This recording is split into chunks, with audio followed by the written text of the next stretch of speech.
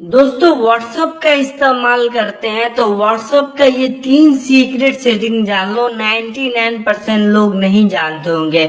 पहला सेटिंग क्या है कि जैसे आप व्हाट्सएप पे किसी को मैसेज करते हैं और वो मैसेज गलत टाइप होके सेंड हो जाता है तो आपको वो मैसेज डिलीट करने की जरूरत नहीं है। बस आप उस मैसेज पे होल्ड करें, 3 डॉट पे क्लिक करें, एडिट पे क्लिक करके आप उसी मैसेज को एडिट करके फिर से दोबारा सेंड कर सकते हैं। ये पहला सेटिंग था। दूसरा, अगर किसी की भी पर्सनल चैट में आप लॉक लगाना चाहते हैं तो उसके प्रोफाइल पे क्लिक करें, आई बटन पे क्लिक करें, नीचे आपको चैट लॉक पे क्लिक करना है।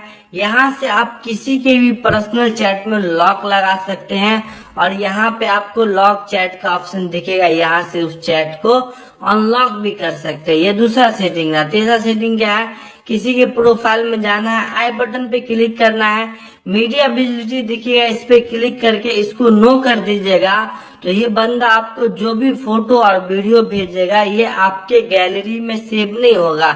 इससे आपका स्टोरेज फुल होने से बचेगा। तो एक बार आप भी ट्राई करें, वीडियो को लाइक करें, फॉलो करें। बाय।